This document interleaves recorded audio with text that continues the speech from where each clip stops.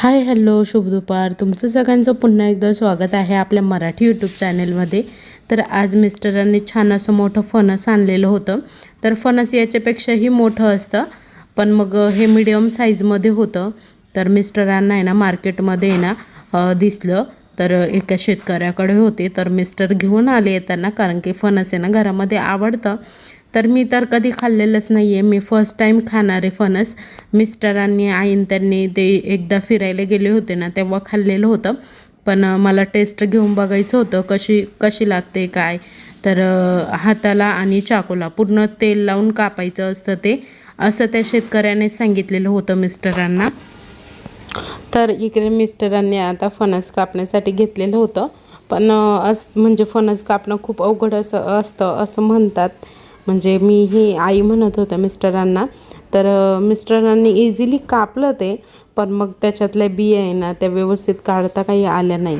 कारण की फणस कापण्याची पण एक आयडिया असते, ती त्या म्हणजे जे काही फणस वगैरे विकताना त्यांनाच माहीत असते. तर फणसाच्या आहे ना डायरेक्ट अशा बिया बिया निघत्या सुट्ट्या, पण मिस्टरांकडून तसं काही निघालं गेलं नाही. तर तुम्हाला दिसेलच पुढे. तर मिस्टरांनी खूप प्रयत्न केला ते कट करण्याचा व्यवस्थित, पण ते काही व्यवस्थित कट झालं नाही. फर्स्ट म्हणजे अर्धा भाग केलेला होता ना, तो अर्धा भाग काही व्यवस्थित कट झाला नाही. त्यानंतर मग मिस्टरांनी जो दुसरा उरलेला अर्धा भाग होता ना, तो छान असा यूट्यूबवर बघून कट केला. तर तो छान कट झाला, त्याच्या बिया पण एकदम छान निघाल्या. तर फणसाला किती पण ताकद लावली ना तरी ते असं फाटल्या जात नाही. तर त्याला असं व्यवस्थित चाकूनेच हे करावं लागतं, व्यवस्थित काढावं लागतं. तर त्या बिया पण आहे ना सगळ्या अशा निघून जात होत्या. तर ते व्यवस्थित कापता आल्यामुळे ना त्या बिया पण व्यवस्थित काही निघाल्या गेल्या नाही. फणस मी टेस्ट केलं, खूप छान मस्त गोड होतं, एकदमच गोड लागतं फणस. आणि एकदम म्हणजे झाडावरच पिकलेलं होतं ना, त्यामुळे एकदम गोड लागत होतं ते. आणि आईंना मिस्टरांना आवडतं, पण मला काही म्हणजे मी एवढं काही खाल्लं नाही. मला एवढं काही मनापासून नाही आवडत फणस खायला. मिस्टरांनी तरी थोडंसं आयडियानी काढलं ते, पण मग त्याच्यासाठी ना म्हणजे त्या माणसांना व्यवस्थित येतं कापता. तर हे बघा, त्याच्या बिया आहे ना एवढ्या म्हणजे बिया पूर्ण निघून गेलेल्या होत्या आणि ते मध्येच चिटकून राहिलेलं होतं. आणि आता हा व्हिडिओ येतो तुम्हाला दुसऱ्या दिवशीचा. तर सकाळी सकाळी मस्त असे पोहे केलेले होते. तर छान असे मस्त पोहे झालेले होते. आणि आज नवीन पद्धतीचे पोहे होणार होते आमच्या घरात. तर चीज पोहे. तर मिस्टरांना आहे ना आज चीज पोहे खायचे होते. तर मिस्टरांनी पोह्यांवर छान असं चीज किसून मग पोहे घेतले खाण्यासाठी. छान लागले, टेस्टही मस्त लागली. पण मग ज्याला चीज आवडतं त्यानेच पोह्यांवर चीज किसून खाल्ली तरच छान लागतं. ज्याला नाही आवडत त्याच्यासाठी म्हणजे त्यांना नाही आवडणार. आणि इकडे छान अशी वड्याची भाजी पण केलेली होती. दुपारच्या स्वयंपाकामध्ये भात, वड्याची भाजी असं काही स्वयंपाक पण झालेला होता. त्यानंतर दुपारी काम आवरल्यानंतर आम्ही गेलेलो होतो मॉलमध्ये. तर थोडंफार किराणा करायचा होता आम्हाला. आणि त्यानंतर थोड्याशा घरात लागणाऱ्या वस्तू वगैरे घ्यायच्या होत्या. मिस्टर आणि मी गेलेले होते मॉलमध्ये. तर घराच्या थोड्याच 5 मिनटाच्याच अंतरावर हे मॉल आहे, रिलायन्स मॉल आमच्याकडे. तर तिथे गेलेलो होतो आणि तिथे ऑफरमध्ये पण काही म्हणजे भरपूर वस्तू असतात.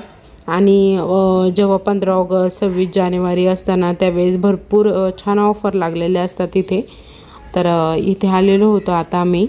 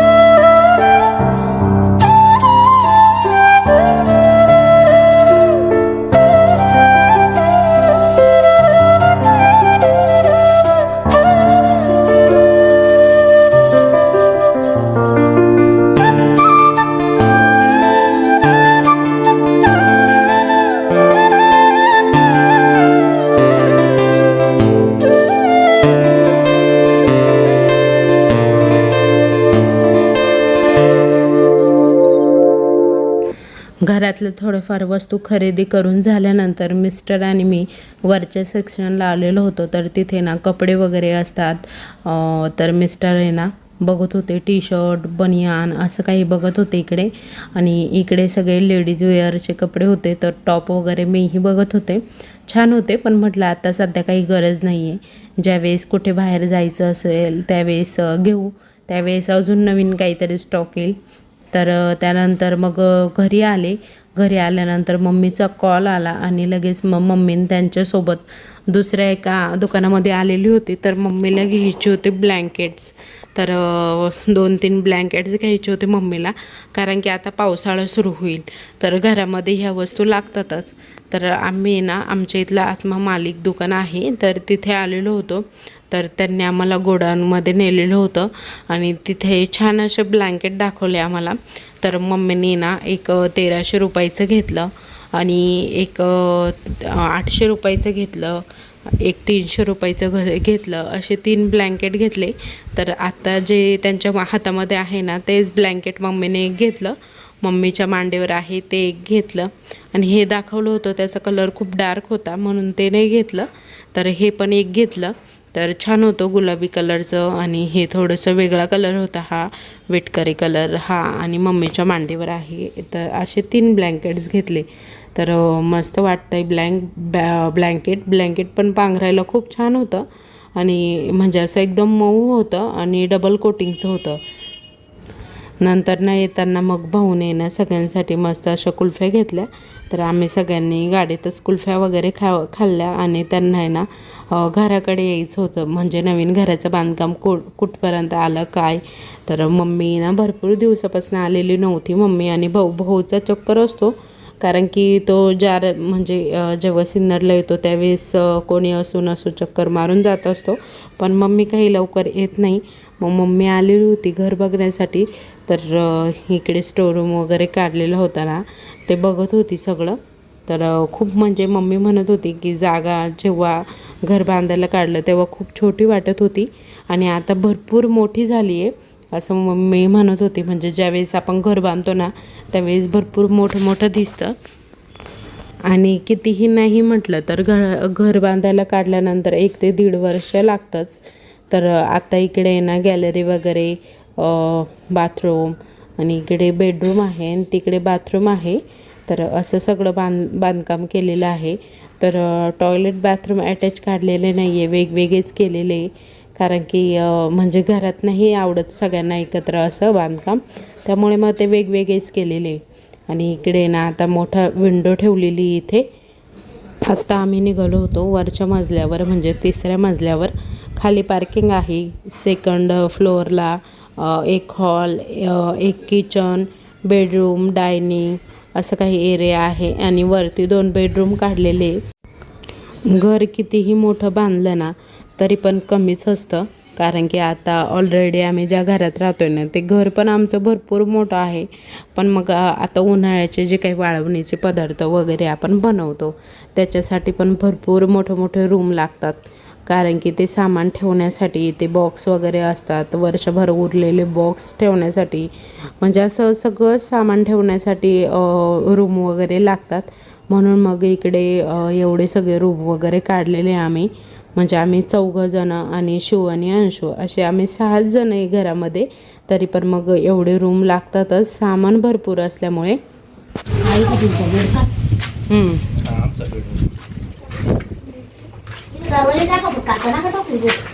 काचाचा दरवाजा राहतो, रेलिंग राहील.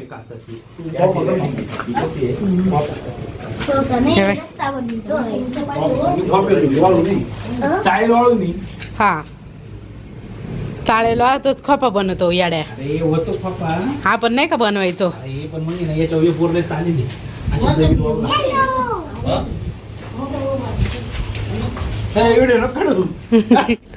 तर करम भाऊ आणि तो मस्त खोपा बनवत होता. मी त्याचे व्हिडिओ घेत होती, पण त्याने मला काही व्हिडिओ काढून दिला नाही, कारण की म्हणजे त्याला तो जेव्हा खोपा बनवत होता ना तेव्हा लहानपणीची आठवण येत होती की किती माती खेळायचो आम्ही. आणि आता आम्ही आलेलो होतो टेरेसवर. तर ते टेरेस पण भरपूर मोठं झालं आहे आणि एरिया पण छान वाटतो. त्यानंतर संध्याकाळचा मेनू होता मस्त पाववडे. तर पाववडे खूप दिवस झाले केलेच नव्हते. तर एक म्हणजे अशा भरपूर व्हिडिओना कमेंट आलेले होते की त्या पाववड्याची रेसिपी दाखवा. तर इकडे मी बेसन पीठ घेतलेलं होतं सम्राटचं, त्यामध्ये मीठ टाकून घेतलेलं होतं आणि ओवा, मीठ ओवा असं अंदाजानुसारच टाकून घ्यायचे आणि छान असं पीठ मिक्स करून घेतलेलं होतं. पीठ मिक्स झाल्यानंतर एकीकडे तेल पण तापत ठेवलेलं होतं. तेलामध्ये ना हिरवी मिरच्या तळून घेतल्या, कारण की पाववड्यांसोबत ना हिरव्या मिरच्या छान लागतात. तर कोणाला हिरवी मिरची लसूण टाकून पण छान असे पाववडे म्हणजे आवडतात. तर तेही छान लागतात. पण मग सगळ्यांना म्हणजे हॉटेलसारखेच पाववडे खायचे होते आणि सिंपल एकदम, म्हणजे त्यामध्ये ना फक्त मीठ आणि ओवा असं टाकूनच पाववडे खायचे होते. तर तसेच पाववडे आज केलेले होते मस्त. तर तेलामध्ये ना पाववडा टाकल्यानंतर आहे ना असा उलटा करून द्यायचा हाताने लगेच. तर छान होतो, मस्त झालेले होते पाववडे पण आपले.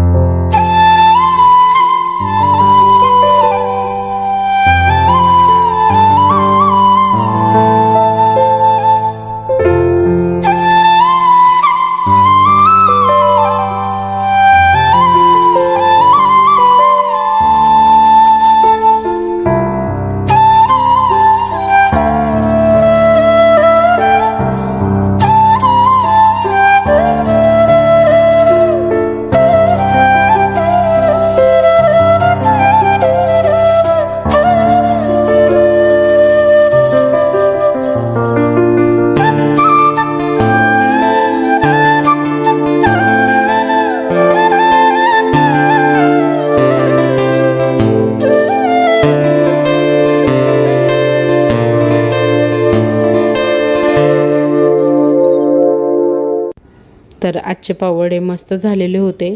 तर कशी झाली पाववड्यांची रेसिपी कमेंटमध्ये नक्की सांगा. व्हिडिओ आवडला असेल तर लाईक करा, शेअर करा, सबस्क्राईब करा आणि कमेंट करायला विसरू नका. तर अंशू म्हणत होती की पाववडे खूप छान झाले आणि शिवला पण आवडलेले होते.